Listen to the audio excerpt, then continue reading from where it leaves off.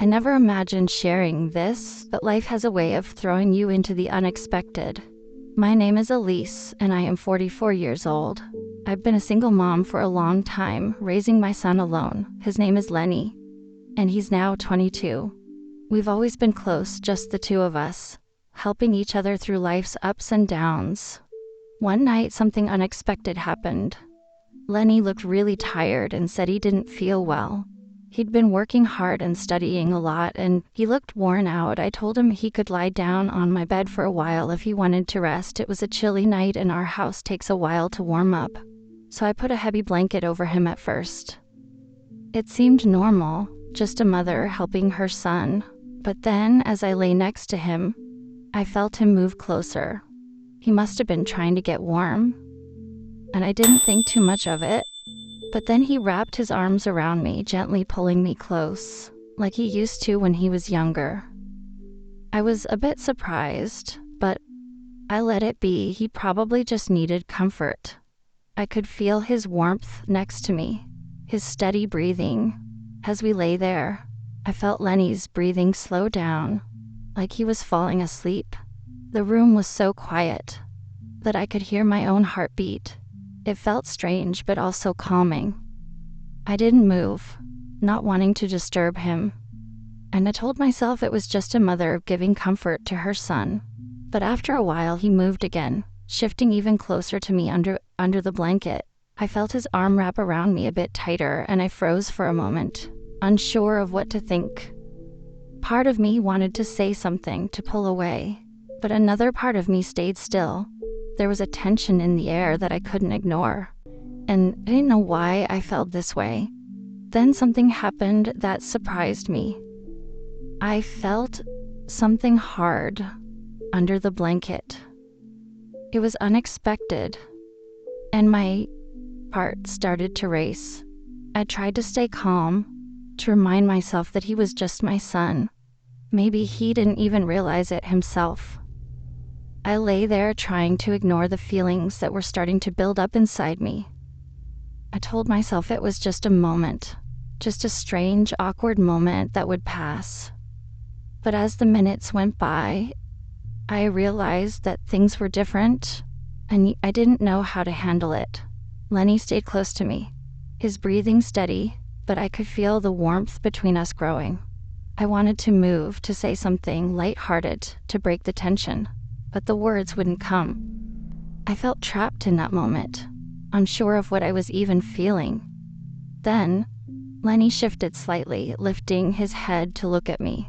His eyes held a softness I hadn't seen before, a look that made me feel both safe and nervous. At the same time, he didn't say anything, but his gaze seemed to ask me if everything was okay. I tried to smile, hoping it would ease the strange feeling, but it only made the silence feel deeper. Lenny's hand stayed on my arm, warm and soft, steady. I could feel his fingertips gently moving, almost absent-mindedly. It was such a small thing, but every touch seemed to spark something inside me that I couldn't ignore. I kept my breathing steady, trying not to let him see that my heart was racing. I didn't know what to do or say, so I just lay there, feeling completely wrapped up in the strange connection between us. I told myself this was just a mother comforting her son, nothing more. But in that quiet, with just the two of us under the blanket, my mind kept spinning with thoughts that felt wrong, yet I couldn't push them away. He was my son, but lying there with him so close, I could feel something deeper. A closeness I didn't understand. I felt a mixture of confusion and warmth, an unexpected feeling that held me still. Lenny didn't seem to notice my struggle. He just stayed beside me, his hand moving softly, comforting, as if it was the most natural thing in the world. His breathing was calm, his eyes closed again, and I wondered if he was falling asleep. But then his hand shifted, moving slowly up my arm. I felt a chill run through me, and he opened his eyes, looking right into mine. There was a question in his gaze, as if he was asking if this was okay, if I felt the same strange pull that he did. I whispered his name, barely able to get the word out.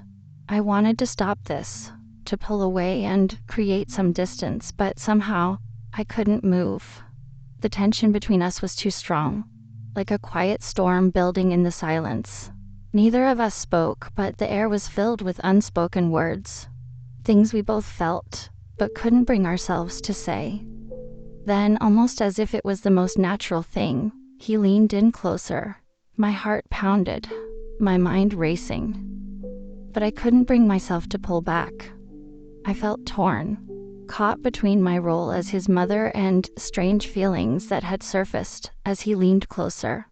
I felt my breath catch and every thought I had faded away, leaving only that moment between us.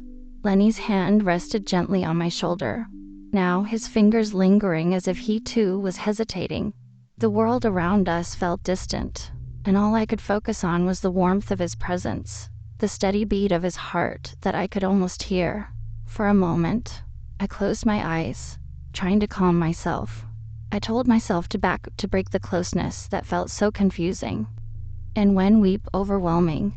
But then I felt his hand gently move up, brushing a strand of hair away from my face. It was such a simple, caring gesture, and yet it made my heart ache in ways I couldn't understand. I opened my eyes, and there he was, looking at me with such softness, such trust. His face was so close, and I could see every small detail. The tiny freckles, the gentle curve of his mouth. The way his eyes searched mine, there was a vulnerability in his gaze that matched my own, and I could see that he was just as lost in this moment as I was. We stayed like that, suspended in the quiet, as if time itself had stopped. My mind was a whirlwind of questions, of doubt, of things I couldn't make sense of, but my body wouldn't move. I felt drawn to him, this person I had raised. And yet he felt like someone entirely new to me in that moment, just as I thought we'd stay frozen in that silence forever. Lenny pulled back slightly, breaking the trance. He looked away, almost embarrassed, and let out a shaky laugh, rubbing the back of his neck. It brought me back to reality for a second, making me realize just how close we'd been. I took a deep breath, trying to calm the rush of emotions inside me, hoping he hadn't noticed. "Sorry, Mom," he said softly, his voice filled with uncertainty. "I didn't mean to make things weird." He avoided my G, and I could see a hint of color on his cheeks, like he was struggling with the same confusion. I wanted to comfort him, to tell him that everything was okay, but the words got stuck in my throat. I didn't know what to say, and for the first time in a long while, I felt awkward around my own son. I reached out, putting my hand on his shoulder, and gave him a small smile, hoping it would ease the tension. "It's all right, Lenny," I said, my voice soft and steady. It's just been us for so long. We're both probably just feeling a little lost." He nodded, and I could see a flash of relief in his eyes then. Just as the tension started to fade, the doorbell rang. The sudden noise jolted us both back to the present, breaking whatever spell had been between us. I quickly got up, feeling my heart still racing, and headed to the door, grateful for the interruption when I opened it. I found our neighbor Mark standing there.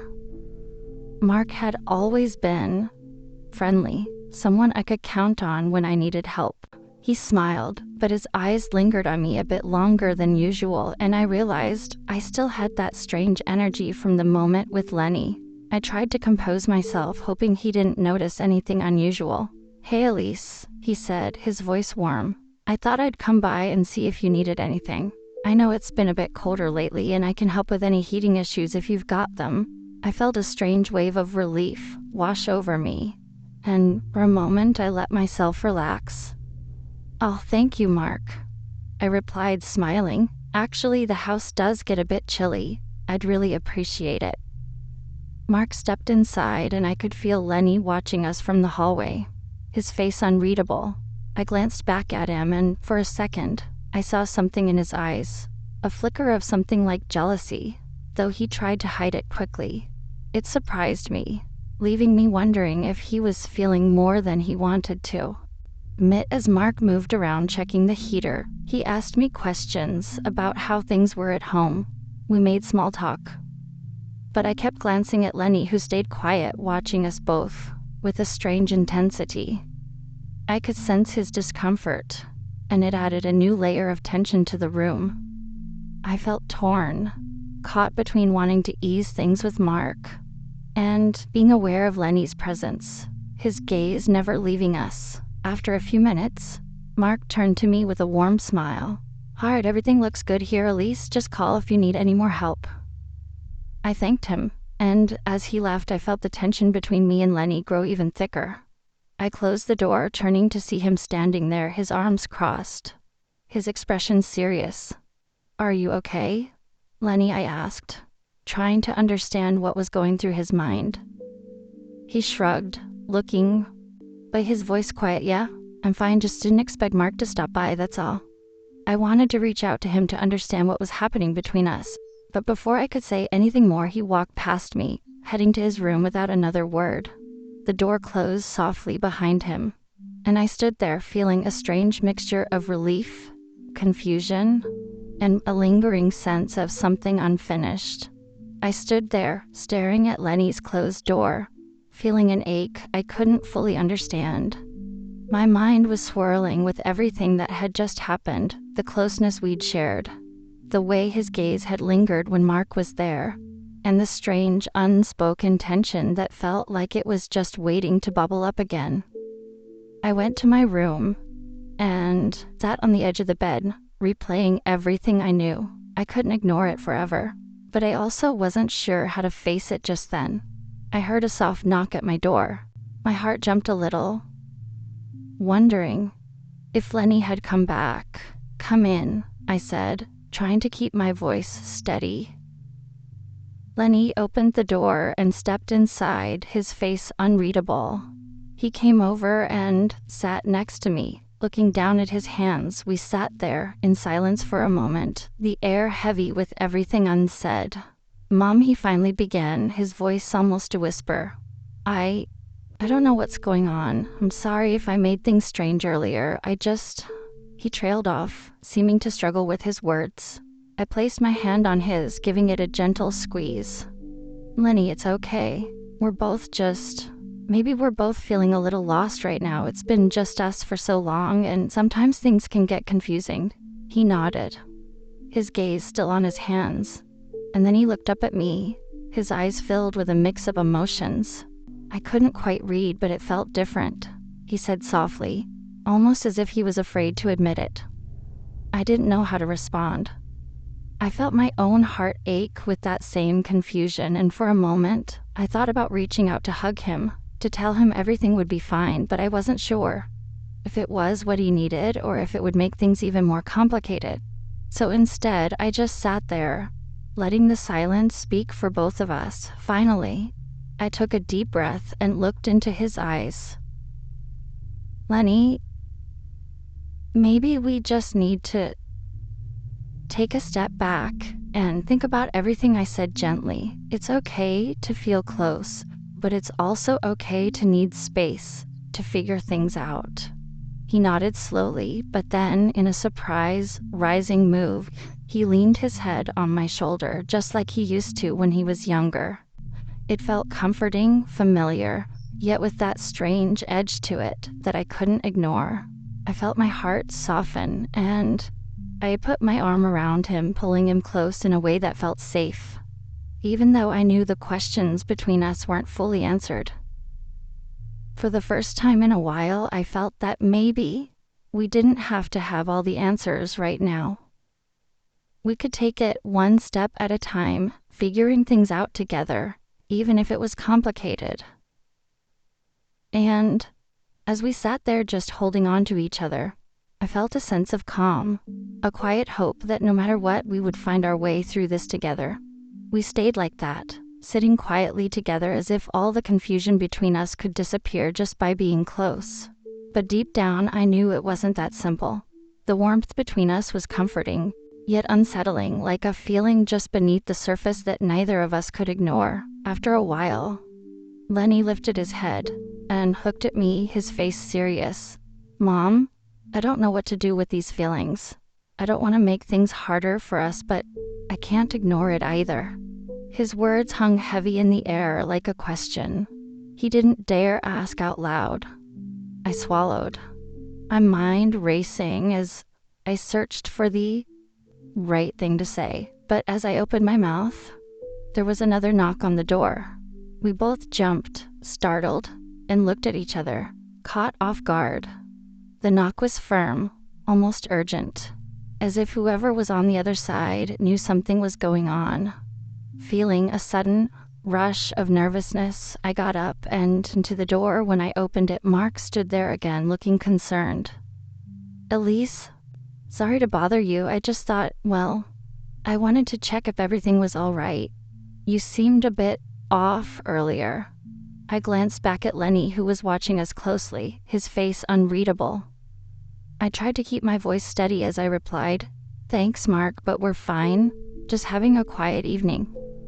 Mark looked at me, then past me at Lenny, his gaze thoughtful. "All right, but remember, I'm just next door if you need anything." After he left, I closed the door and turned back to Lenny, who was still watching me with that same intensity. He stood up, walking slowly toward me, and I felt my heart race all over again. The air between us thick with everything unsaid, but just as he reached me, he stopped, his expression shifting as if he were fighting with himself. Maybe we shouldn't push this, Mom," he said quietly, his voice shaking. "Maybe we need time." I nodded, my heart aching with the same conflicted feelings. "You're right, Lean. We both need to think about everything. Let's not rush this." He nodded too, and we stood there close yet cautious, as if we were on the edge of something we couldn't control. It was an ending, but also a beginning, something we couldn't quite define. And as he walked away to his room, I wondered what the future held for us. If you'd like to hear the rest of our story, let us know in the comments below, and we'll share what happens next in part 2.